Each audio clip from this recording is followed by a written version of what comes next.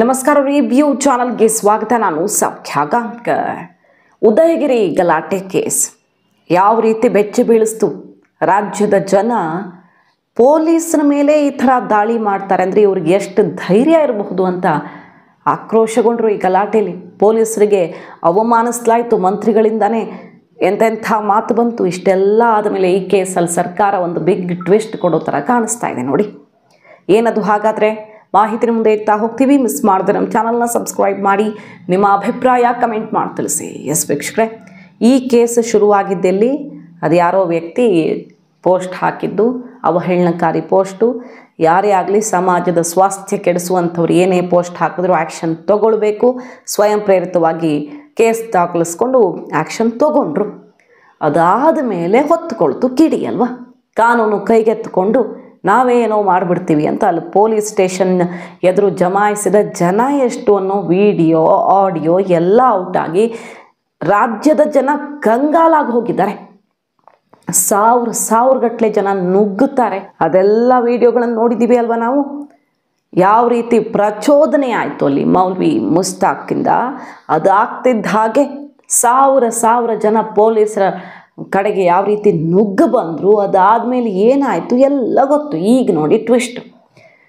ಆ ವ್ಯಕ್ತಿ ತಲೆ ತೆಗೆಯೋ ತನಕ ಪ್ರಚೋದನೆ ಆತನ ಮಾತಲ್ಲಿ, ಮೌಲ್ವಿಯ ಮಾತಲ್ಲಿ. ಪ್ರಾಣ ಕೊಡೋಕ್ಕೂ ರೆಡಿ ಇರಬೇಕು, ಏನು ಬೇಕಾದರೂ ಮಾಡೋಕ್ಕೆ ರೆಡಿ ಇರಬೇಕು ನಮ್ಮ ಧರ್ಮದ ಸಹವಾಸಕ್ಕೆ ಬಂದರೆ ಅಂತ ಪ್ರಾಣ ತೆಗೆಯೋ ತನಕ ಆ ಪ್ರಚೋದನೆಯ ಭಾಷಣ ಮಾಡಿದ ವ್ಯಕ್ತಿ. ಅಷ್ಟೆಲ್ಲ ಗುಂಪು ಸೇರೋದಕ್ಕೆ ಅಸಲಿ ಕಾರಣನೇ ಆತ. ಪೊಲೀಸರು ಹೆಸರಿಗೆ ಬಲೆನೂ ಬೀಸಿದ್ರು. ಆ ಮೌಲ್ವಿ ಮುಸ್ತಾಕಿರೋದು ಮೈಸೂರಲ್ಲೇ, ಅಲ್ಲೇ ಇರೋದು. ಅಡ್ರೆಸ್ ಏನು ಎತ್ತ ಎಲ್ಲ ಬಹಿರಂಗವಾಗಿದೆ. ಆದರೆ ಆತನನ್ನು ಅರೆಸ್ಟ್ ಮಾತ್ರ ಮಾಡ್ತಿಲ್ಲ.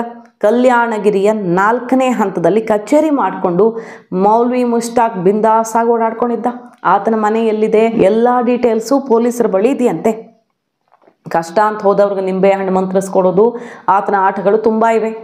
ಇಂಥದ್ದೆಲ್ಲ ಗೊತ್ತಿದ್ದು ಕೂಡ, ಪೊಲೀಸರಿಗೆ ಎಲ್ಲ ಮಾಹಿತಿ ಇದ್ದು ಕೂಡ ಮೈಸೂರಲ್ಲೇ ಇರುವ ಮೌಲ್ವಿಯ ಬಂಧನ ಮಾತ್ರ ಆಗ್ತಾ ಇಲ್ಲ. ಅದು ಯಾಕೆ ಹಾಗಾದರೆ? ಯಾಕೆ ಅರೆಸ್ಟ್ ಮಾಡೋಕ್ಕಾಗ್ತಿಲ್ಲ? ಈಗ ಈ ವ್ಯಕ್ತಿಯನ್ನು ಅರೆಸ್ಟ್ ಮಾಡಿದ್ದು ಕೂಡ ಪ್ರಚೋದನಕಾರಿಯಾಗಿ ಅಥವಾ ಸಮಾಜದ ಸ್ವಾಸ್ಥ್ಯ ಕೆಡಿಸೋ ರೀತಿ ಪೋಸ್ಟ್ ಮಾಡಿದ್ದಕ್ಕೆ ತಾನೆ. ಸರಿ ಇದೆ, ಯಾರೂ ಪ್ರಶ್ನೆ ಮಾಡಿಲ್ಲ ಆ ಬಗ್ಗೆ. ಯಾರು ಮಾಡಿದ್ರೂ ತಪ್ಪೆ. ಅದೇ ಕೆಲಸವನ್ನು ಇಲ್ಲಿ ಭಾಷಣನೂ ಇದೆ ತಾನೆ. ಊಹಾಪೋಹ ಅಲ್ಲ, ಭಾಷಣ ಇದೆ. ಆಡಿಯೋ ವಿಡಿಯೋ ಭಾಷಣ ಇದೆ. ಮೌಲ್ವಿ ಮುಸ್ತಾಕ್ ಮಾಡಿರೋ ಕೆಲಸ ಏನು ಅನ್ನೋದು ಸಾಕ್ಷಿ ಇದೆ. ಆತ ಎಲ್ಲಿರೋದು ಅನ್ನೋ ಅಡ್ರೆಸ್ ಇದೆ. ಆದರೆ ಪೊಲೀಸರು ಟಚ್ ಮಾಡ್ತಿಲ್ಲ ನೋಡಿ. ಹಾಗಾದರೆ ಈ ಮೌಲ್ವಿಯನ್ನು ಬಂಧಿಸದಂತೆ ಒತ್ತಡ ಹಾಕಿರೋದು ಯಾರು? ದೊಡ್ಡವರ ಕೈವಾಡವೇ ಇದೆಯಾ? ಇದು ಒಂದೇ ಅಲ್ಲ, 1000 ಗಟ್ಟಲೆ ಜನರ ಮೇಲೆ ಕೇಸ್ ಬಿದ್ದಿದೆ. ಈ ಪ್ರಕರಣದಲ್ಲಿ 1000 ಗಟ್ಟಲೆ ಜನರ ಮೇಲೆ ಕೇಸ್ ಬಿದ್ದಿದೆ. ಅರೆಸ್ಟ್ ಮಾಡಿರೋದು ಮಾತ್ರ 16, 18, ಮ್ಯಾಕ್ಸಿಮಮ್ 20 ಒಳಗಡೆ ಅರೆಸ್ಟ್ ಮಾಡಿರೋದು. ಸೊ ಉಳಿದವ್ರನ್ನ ಟಚ್ ಮಾಡೋಕೆ ಯಾಕೆ ಆಗ್ತಿಲ್ಲ? ಇಲ್ಲಿಗೆ ಮುಗಿಸ್ಬಿಡೋದ ಕೇಸ್ನ? ಕೇಸ್ ಕ್ಲೋಸ್ ಮಾಡಿ ಸಂಬಂಧ ಇಲ್ಲ, ಆಮೇಲೆ ಏನೋ ಒಂದು ರಿಪೋರ್ಟ್ ಹಾಕಿಬಿಟ್ರೆ ಮುಗಿದು ಹೋಯ್ತು ಅನ್ನೋ ರೀತಿಯಲ್ಲಿ ದಾರಿ ತಪ್ತಾ ಇದೆಯಾ? ಪೊಲೀಸರು ಹೊಡೆಸ್ಕೊಂಡವ್ರು, ಪೊಲೀಸರು ರಕ್ತ ಸುರಿಸ್ಕೊಂಡವರು, ಪೊಲೀಸರು ಸರ್ಕಾರದ ಮಿನಿಸ್ಟ್ರುಗಳ ಕೈಯಲ್ಲಿ ಅನ್ನಿಸ್ಕೊಂಡವರು. ಉದಯಗಿರಿಲಿ ಕರ್ಕೊಂಡು ಹೋಗಿಟ್ಟಿದ್ದೀರಲ್ಲ ಅವನ್ನ, ಅದು ಪೋಸ್ಟ್ ಹಾಕಿದವನ್ನ, ಅದು 100% ಮುಸಲ್ಮಾನರಿರೋ ಏರಿಯಾ, ಪಾಕಿಸ್ತಾನದಲ್ಲಿ ಕರ್ಕೊಂಡು ಹೋಗಿಟ್ಟಿದ್ದೀರಾ ಅನ್ನೋ ರೀತಿಯಲ್ಲಿ ಸ್ಟೇಟ್ಮೆಂಟು ಅಂತ ಮಿನಿಸ್ಟ್ರುಗಳು ಪೊಲೀಸರಿಗೆ ಉಗಿದ್ರು. ಇಷ್ಟೆಲ್ಲ ಅವಮಾನ, ನೋವು, ರಕ್ತ ಸುರಿಸ್ಕೊಂಡಿದ್ದು ಇದೆಲ್ಲ ಆದಮೇಲೂ ಅಲ್ಲೇ ಇರುವಂಥ ಮೌಲ್ವಿಯನ್ನು ಅರೆಸ್ಟ್ ಮಾಡೋಕ್ಕಾಗ್ತಿಲ್ಲ. ಪಾಪ ಪೊಲೀಸರಿಗೆ ಇದಕ್ಕಿಂತ ದುಸ್ಥಿತಿ ಇಲ್ಲ ಅನ್ಸತ್ತೆ. ಆ ಮುಲ್ಲ ಪ್ರೊವೊಕೇಟಿವ್ ಸ್ಪೀಚ್ ಕೊಟ್ಟಿದ್ದಾನೆ. ಅಲ್ಲಿ ಒಂದು ಮೊಬೈಲ್ ಸ್ಪೀಕರ್ನ ತಗೊಂಬಂದು ಸ್ಪೀಚ್ ಮಾಡ್ತಾ ಇದ್ದಾನೆ. ಏನಲ್ಲಿ ಅದಕ್ಕೆ ಆ ಕೃತ್ಯದಲ್ಲಿ ಭಾಗಿಯಾಗಿರೋ ಒಂದು ಪೋಸ್ಟಿಂಗನ್ನು ಮಾಡಿರುವಂಥ ವ್ಯಕ್ತಿಗೆ ಏನು ಗಲ್ಲು ಶಿಕ್ಷೆಯನ್ನು ಕೊಡಬೇಕು, ಅವನು ಕೊಲೆ ಮಾಡಬೇಕು, ಅವನು ಹತ್ಯೆ ಮಾಡಬೇಕು ಅಂತ ಹೇಳ್ತಾನೆ. ಆ ಮುಲ್ಲನ್ನು ಯಾಕೆ ನೀವು ಕೈಲಿ ಅರೆಸ್ಟ್ ಮಾಡೋಕ್ಕಾಗ್ತಿಲ್ಲ? ವಿಡಿಯೋ ಇದೆ ನಿಮ್ಮ ಹತ್ರ, ಸೋಷಿಯಲ್ ಮೀಡಿಯಾದಲ್ಲಿ ಪೋಸ್ಟ್ ಮಾಡಿದ್ದಾರೆ, ಹಾಗೆ ಮಾಧ್ಯಮಗಳಲ್ಲಿ ಅದನ್ನು ಪೋಸ್ಟ್ ಮಾಡಿದ್ದಾರೆ.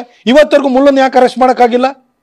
ಯಾಕೆ ಸಿದ್ದರಾಮಯ್ಯನವರೇ ಮುಲ್ಲನ್ನು ಅರೆಸ್ಟ್ ಮಾಡೋದಕ್ಕೆ ನಿಮಗೇನು ನಡುಕ ಬರುತ್ತಾ? ನಿಮಗೆ ಇಷ್ಟಾಗಿಯೂ ಕೂಡ ಅದಕ್ಕೆ ಚಿತಾವಣೆ ಕೊಟ್ಟಂತಹ ಮುಲ್ಲನನ್ನು ಇವತ್ತು ಅರೆಸ್ಟ್ ಮಾಡಿಲ್ಲ ಅಂತಂದ್ರೆ ಮೈಸೂರಿನಲ್ಲಿ ಕಾನೂನು ಸುವ್ಯವಸ್ಥೆನ ಕಾಪಾಡುವಂಥದ್ದು ಸಿದ್ದರಾಮಯ್ಯನವರಿಗೆ ಮತ್ತು ಜಿ ಪರಮೇಶ್ವರ್ ಅವರಿಗೆ ಇಷ್ಟ ಇಲ್ಲ. ಪೊಲೀಸ್ ಇಲಾಖೆ ನೀವು ಬೇಕಾದ್ರೆ ಕಲ್ಲು ಹೊಡ್ತಾನ ಇರ್ತೀನಿ, ನೆಕ್ಸ್ಟ್ ಗುಂಡಿನ ದಾಳಿನಾರು ಗುಂಡಿನ ದಾಳಿಗಾದ್ರೂ ಒಳಗಾಗಿ, ಆದರೆ ನಮಗೆ ಮಾತ್ರ ಚೇರ್ ಅಷ್ಟೇ ಬೇಕು ಅನ್ನೋ ಸಂದೇಶವನ್ನ ಬಹಳ ಸ್ಪಷ್ಟವಾಗಿ ನಿಖರವಾಗಿ ಕೊಡ್ತಾ ಇದ್ದಾರೆ.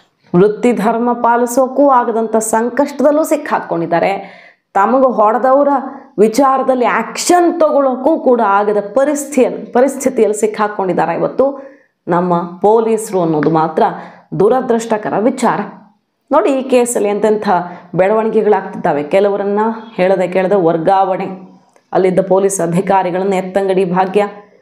ಇಲ್ಲಿ ನೋಡಿದ್ರೆ ಅರೆಸ್ಟ್ ಇಲ್ಲ. ಆ ಕೇಸ್ನ ವಿಡಿಯೋ ಆಡಿಯೋ ಬೆಚ್ಚ ಬೀಳಿಸೋ ರೀತಿ ಇದೆ. ಲಿಟ್ರಲಿ ನೋಡಿದ್ದೀವಲ್ವ, ಸಾವಿರಾರು ಜನ ಸೇರ್ತಾರೆ ಅಲ್ಲಿಗೆ. 1000 ಗಟ್ಟಲೆ ಜನ ಸೇರಿರೋದು ಅಂದರೆ ಎಷ್ಟು ಪ್ಲ್ಯಾನ್ ಆಗಿತ್ತು. ಏನಾದರೂ ಇರಲಿ, ಪ್ರಚೋದನೆ ಅಥವಾ ಇಂಥದ್ದೇನಾದರೂ ಆಗಿದ್ದೇ ಹೌದಾದ್ರೆ ತಕ್ಷಣ ಆ್ಯಕ್ಷನ್ ಆಗಬೇಕು ಅನ್ನೋ ರೀತಿಯಲ್ಲಿ ಬಹಳ ಪ್ಲ್ಯಾನ್ ಆಗಿತ್ತ. ಅಷ್ಟು ಕಲ್ಲು ಅಹಿತಕರ ಘಟನೆ ನಡೆಸಬೇಕು ಅಂತಲೇ ಪ್ಲ್ಯಾನ್ ಆಗಿದ್ದ ಇದು. ಅಲ್ಲಿ ಬಂದವ್ರಿಗೆ ಬಹುತೇಕರಿಗೆ ಏನಿದು ಅನ್ನೋದೇ ಗೊತ್ತಿಲ್ಲ, ಸುಮ್ಮನೆ ಗುಂಪಲ್ಲಿ ಸೇರಿಬಿಟ್ಟಿದ್ದಾರೆ. ಹಾಗಾದರೆ ಎಂಥ ಪ್ಲ್ಯಾನ್ ಇದು? ಮತ್ತೊಂದು ಕಡೆ ಒಂದು ಆಡಿಯೋ ಬೇರೆ ವಾಟ್ಸಾಪ್ ಗ್ರೂಪಲ್ಲಿ ಎಲ್ಲ ವಿಡಿಯೋ ಡಿಲೀಟ್ ಮಾಡಿ ಎಸ್ಕೇಪ್ ಆಗಿ ಎನ್ನುವಂಥ ಆಡಿಯೋನೂ ಔಟ್ ಆಯಿತು. ಇದೆಲ್ಲ ಆಗಿ ಇಷ್ಟೆಲ್ಲ ಸಾಕ್ಷಿಗಳು ಸಿಕ್ಕ ಮೇಲೂ ಕೂಡ ಏನೂ ಮಾಡೋಕ್ಕಾಗ್ತಿಲ್ಲ ಈಗ. ಮತ್ತೊಂದು ಕಡೆ ಆ ಅಂಗಡಿ ಮಾಲೀಕ ಏನೋ ಕೆಲಸ ಕೊಟ್ಟಿದ್ದ ಮುಸಲ್ಮಾನ್ ಹುಡುಗರಿಗೆ, ಆ ಹುಡುಗರೇ ಇಷ್ಟೆಲ್ಲ ಮಾಡೋದಕ್ಕೆ ಕಾರಣ ಆದ್ರ ಅನ್ನುವಂಥ ಆ್ಯಂಗಲಲ್ಲೂ ತನಿಖೆ ಆಗಬೇಕು, ಆಗ್ತಾ ಇದೆ ಬಹುಶಃ. ಯಾಕಂದರೆ ಪೋಸ್ಟ್ ಮಾಡಿದ್ದು ಆತನ ನಂಬರಿಂದಾನೇ, ಬಟ್ ಉರ್ದು ಅಲ್ಲಿತ್ತು, ಆತನ ಕನ್ನಡ ಅಷ್ಟೇ ಬರ್ತಾಯಿತ್ತು. ಹೆಂಗೆ ಬಂತು ಉರ್ದು ಪೋಸ್ಟು? ಯಾರಾದರೂ ಮಾಡಿಕೊಟ್ಟಿದ್ದ, ಯಾರಾದರೂ ಹಾಕಿದ್ದ ಆತನ ಮೊಬೈಲಿಂದ? ಇಂಥದ್ದೆಲ್ಲ ಅನುಮಾನಗಳಿವೆ. ಪೋಸ್ಟ್ ಆಗಿದ್ದಂತೂ ತಪ್ಪು, ಆದರೆ ಯಾರ ಮೂಲಕ ಅಂಗಡಿಯವನಿಗೆ ಹಾಕಿದವನಿಗೆ ಆ ಪೋಸ್ಟ್ ಬರೆಯೋದಕ್ಕೆ ಸಹಾಯ ಸಿಕ್ತು? ಆಮೇಲೆ ಆತನ ಮೇಲಿನ ದ್ವೇಷಕ್ಕೆ ಬೇರೆ ಯಾರಾದರೂ ಅಲ್ಲಿ ಅಂಗಡಿ ಕೆಲಸಕ್ಕಿರೋರೇ ಮಾಡಿದ್ರ ಅನ್ನೋ ಥರದ ಅನುಮಾನಗಳಿವೆ. ಇಂಥದ್ದೆಲ್ಲ ಆಯಾಮದಲ್ಲೂ ಕೂಡ ಕೇಳಿಬಂತು. ಸೊ ಈ ಪ್ರಕರಣದಲ್ಲಿ ಹಲವು ವಿಚಾರಗಳಿವೆ. ಈ ವೈಯಕ್ತಿಕ ವಿಚಾರನೋ ಏನೋ ಕೊನೆಗಿದು ಯಾವುದೋ ಆಯಾಮ ಪಡ್ಕೊಂಡು ಬಿಟ್ಟಿದೆ ಅಲ್ವಾ. ಆದರೆ ರಾಜಕಾರಣಿಗಳಿಗೆ ಬಹುಶಃ ಭಯ ಇದ್ದಂಗೆ ಕಾಣಿಸ್ತಾ ಇದೆ. ಸರಿಯಾದ ರೀತಿಯಲ್ಲಿ ಹೆಡೆಮುರಿ ಕಟ್ಟೋದಕ್ಕೆ ಸಮಾಜದಲ್ಲಿ ಈ ರೀತಿ ಪೊಲೀಸ್ ಸ್ಟೇಷನ್ ಮೇಲೇ ಮುಗಿ ಬೀಳ್ತಾರೆ ಅಂದರೆ ಎಷ್ಟು ಧೈರ್ಯ ಬಂದುಬಿಟ್ಟಿದೆ ಅಂತ ಅರ್ಥ ಅಲ್ವಾ. ಏನು ಬೇಕಾದರೂ ಮಾಡ್ತೀವಿ ಅನ್ನುವಷ್ಟು ಧೈರ್ಯವನ್ನು ತಂದುಕೊಂಡಿದ್ದಾರೆ ಅಂದರೆ ಅದು ಎಷ್ಟು ಡೇಂಜರಸ್ ಅಲ್ವಾ ಸಮಾಜಕ್ಕೆ. ಅದನ್ನು ಯೋಚಿಸದೆ ರಕ್ಷಣೆ ಕೊಡ್ತಿರೋದೇ ಹೌದಾದರೆ ಇದಕ್ಕಿಂತ ಅಪಾಯಕಾರಿ ಇನ್ನೊಂದಿಲ್ಲ ಅನ್ನುವಂಥ ಆಕ್ರೋಶ ಈಗ ಭುಗಿಲೆದ್ದಿದೆ. BJPಗರು ಮುಗಿ ಬೀಳ್ತಿದ್ದಾರೆ. ಪ್ರತಾಪ್ ಸಿಂಹ ಇನ್ನಿತರರು ತಾಕತ್ತಿಲ್ವಾ ಅಂತ, ಮೌಲ್ವಿ ರಕ್ಷಣೆ ಮಾಡ್ತಿದ್ದೀರಾ ಮುಖ್ಯಮಂತ್ರಿಗಳೇ ಅಂತ ಮುಗಿ ಬೀಳ್ತಾ ಇರೋದು. ಕಾದು ನೋಡಬೇಕು ಸರ್ಕಾರ ಮುಂದೇನು ಮಾಡುತ್ತೆ. ಉದಯಗಿರಿ ಗಲಾಟೆ ಬಹುಶಃ ಇನ್ನೊಂದು 4 ದಿನಕ್ಕೆ ಮರ್ತು ಹೋಗಬಹುದು ಅನಿಸುತ್ತೆ. ಮಾಹಿತಿ ನಿಮ್ಗೆ ಇಷ್ಟ ಆಗಿದ್ರೆ ಮಿಸ್ ಮಾಡದೆ ನಮ್ಮ ಚಾನಲ್ನ ಸಬ್ಸ್ಕ್ರೈಬ್ ಮಾಡಿ, ನಿಮ್ಮ ಅಭಿಪ್ರಾಯ ಕಮೆಂಟ್ ಮಾಡಿ ತಿಳಿಸಿ. Thank you.